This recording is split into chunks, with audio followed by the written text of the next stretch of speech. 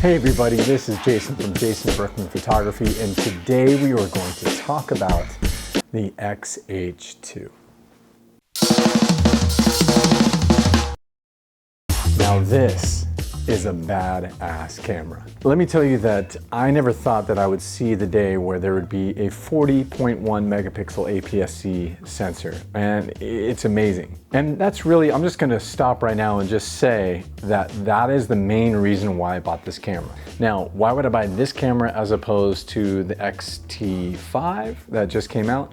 And why would I buy this instead of the XH2s? We'll go through that actually first. The reason why I bought this was for the 40.1 megapixel sensor. I am first and foremost a stills photographer, and I wanted that resolution. I wanted that detail. I wanted that 40 megapixels. Now, when it comes to video, I do a lot of video, but my XT4 is a very, very capable video camera.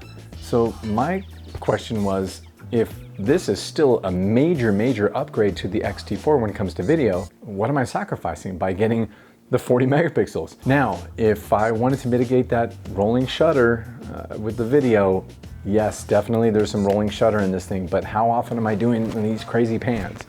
But let's get into video later. What I want to talk about, first of all, is the form factor.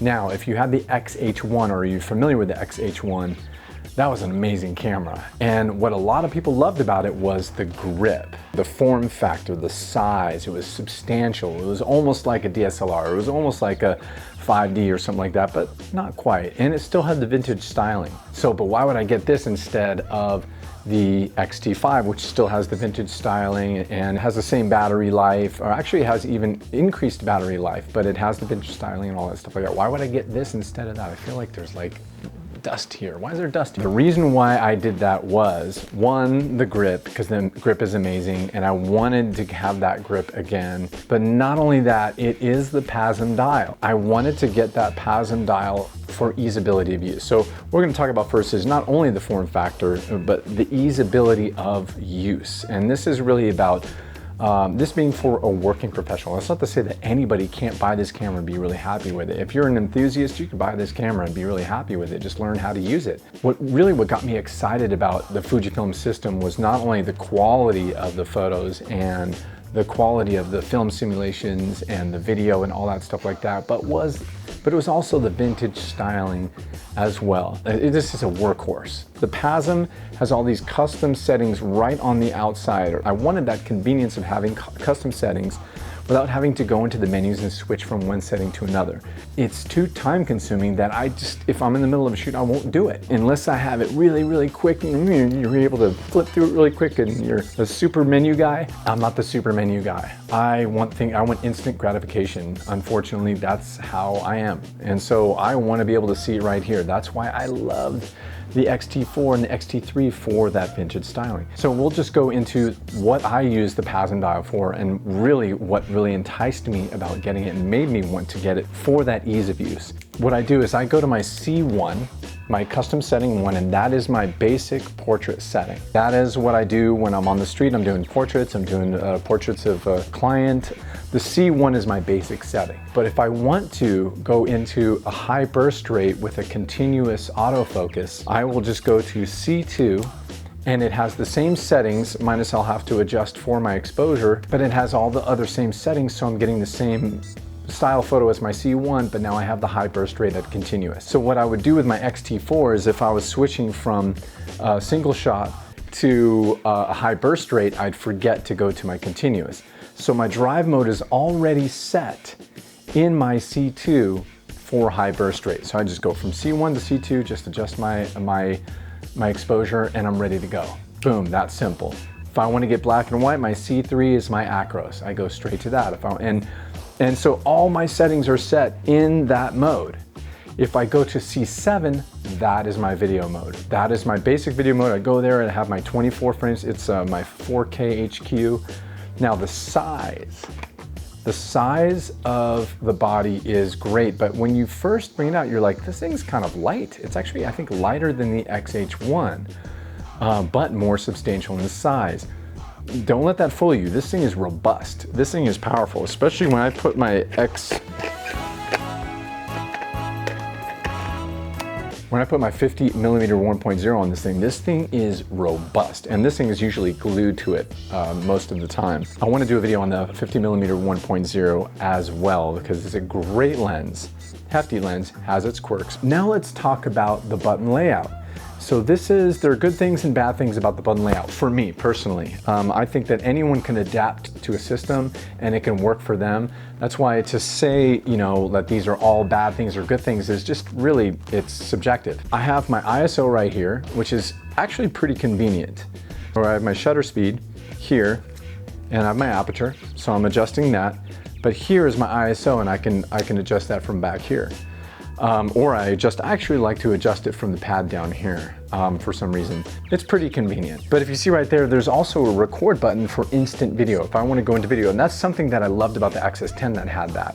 So if I want to go to video, I just press that little button. It goes straight to my video settings and records video. Actually, it records video with those settings that I currently have. Sometimes when I'm trying to get to my ISO, I'll flick that on, and that is not convenient, especially when you're in the middle of a shoot and you don't want to be doing video. Now I have to stop it, say sorry, hold on for a second as I erase that video because I don't want it on my card. Then you have the white balance, which is really convenient as well, right there, boom. But sometimes when I'm trying to get my ISO, I'll hit that as well. So that's just my thing. I'm not used to trying to get to my ISO here. I'm used to my ISO being right here, boom, with my XT4 or my XT3. Now I also have a custom button setting. You can set it to everything and anything that you want. This thing is so customizable, it's crazy. I think every single button on this thing you can customize. Now it has a joystick right here, but it's kind of a thumbstick. And sometimes I will go to press it in order to zoom into a part of a picture, just make sure that it's in focus, and it'll switch to the opposite photo. So it's not as responsive, I think, as the stick on the XT4 or the XE4. You have the Q button right here and the menu button. It's pretty convenient. It's pretty convenient. So the button layout I really like. Now let's talk about the screen. That's the one thing about the XT4 and this thing that I don't like as much as my XT3. And the XT3 has the flip up screen and the flip out screen, or the flip up here and the flip up here for portrait and for landscape or street mode. But this thing, of course, has the flip out screen like the XT4.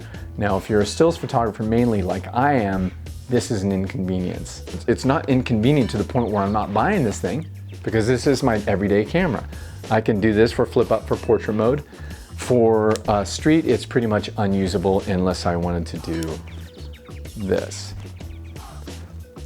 Or if for street, I just have to do this. You know what I mean? So, it's all convenience. The XT5 actually adopted the original screen for the XT3, so I've been thinking about the XT5, but right now I think I'm done. I think I'm done buying cameras for now. I think I need to stick with this. This thing is definitely a workhorse, but you definitely see the difference in quality with the EVF and with the screen as opposed to the XT4. Now, I thought the XT4 is amazing by itself, and even the XE4, it looks great. But you can definitely see the difference in quality with the EVF here. This thing is just about quality. The EVF and the screen, they don't hold back. They definitely do not hold back.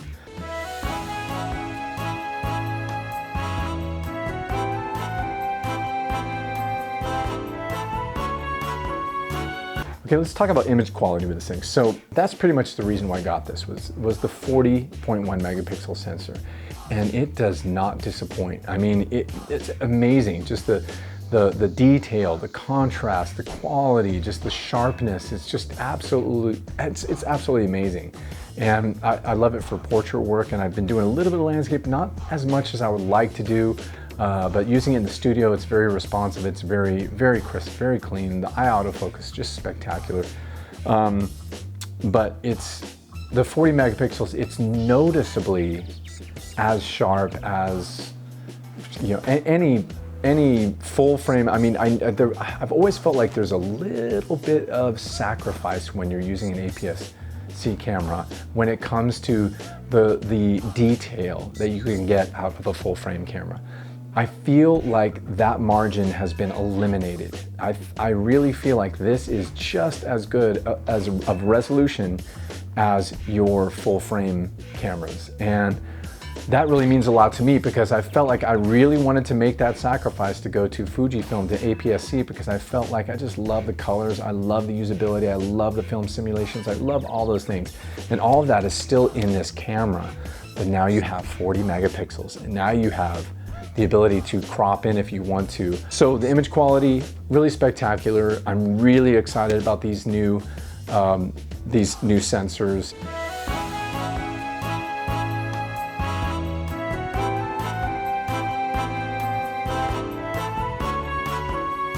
So the autofocus is better than the XT4. A lot better? Well, it depends on which lens you're using. This 50mm 1.0 is pretty slow. I mean, look at that element. It's got a lot of glass to move. I don't know if this is the best judge of character, but if I had the 23mm on this, it is really fast, really responsive. It's amazing. Now, I haven't used the bird tracking, car tracking, all that other tracking because what I do for work is mainly people, moving subjects and people, and it does track really well, especially doing the eye autofocus with high burst rate it's pretty great. It can be slow with moving subjects. It's not perfect. I know that the XH2s is probably a little bit better. Whatever I'm sacrificing, that little bit I'm sacrificing in speed when it comes to autofocus from the XH2s, it's making up for it in resolution. And that's how I kind of justify doing this instead of the XH2s. It's not that much of a difference that it's going to make me sacrifice that 40 megapixels just so I could have it a little bit faster. It's also how I'm shooting. So many different factors in getting the shot. Nothing's going to be perfect. You really have to just hone in on the way that you shoot in order to get the shot. But it's really been great for me. Outside of autofocus, when it comes to speed, you really want to utilize, so it has 2 card slots, right? You really want to utilize the CF Express B card that's in here. Reason being is buffer time. You know, when you're shooting 20 frames per second, I do about 15 usually. 15 frames per second, and your client comes up and you're like, hey, check it out. Hold on, it's buffering. Just wait 1 sec. Just hold on. Wait, hold on. Yeah, no, you don't want to be doing that. You want to have that responsiveness. You want it to be boom, buffering like that. So I need to get the CF Express card. I haven't gotten it yet. Why? Because I'm lazy. I don't know, it's expensive. Yeah, I need one. So I want to be able to go straight to boom, you know, showing my client exactly, you know, I should check out that moving shot. When she's moving forward, you turn around, blah, blah, blah, blah, blah, blah, blah. I want to be able to show right away the result of what I'm doing. And when it's buffering and you have to sit there for a while and look at your watch in order to wait for it to buffer, not so good. So if you're using a UHS2, it's going to be a little bit quicker, but the CF Express B card is going to be mighty fast, so get that thing. If you're on the fence about the XH2s, the XH2, or the XT5, I would say XT5, if you really want that vintage styling, it's beautiful. All 3 of them have that 5-axis in-body image stabilization. All of them have that same battery. The battery life's going to be best, I think, in the XT5. If you want to mitigate rolling shutter with video, get the XH2s, but you're going to sacrifice some of that detail in the photo by getting the 26.1 megapixels. If you're a stills photographer first, I wouldn't get the XH2s. I get the 40 megapixel because this is still a better and more capable video camera than the XT4. So if you're upgrading, you're still upgrading. But if you really need to mitigate that rolling shutter, and you really need that, you need to be the fastest camera that there is, and you don't want to get the Z9, get the XH2s. But I would say you are not going to be hurting by getting the XH2. That's my rant and raving about this XH2, and I'll probably have this thing for a long time. Maybe I'll do a video on the XH2s if I ever get my hands on it, but I don't see myself really wanting to get to that unless I'm doing a video about it. But my next video is probably gonna be about the XE4, which is a spectacular camera. It's amazing, I love that little thing. So we're gonna go into that next. All right, guys, I hope you enjoyed this video. Like and subscribe, do all that stuff, and I'll see you in the next one. Peace.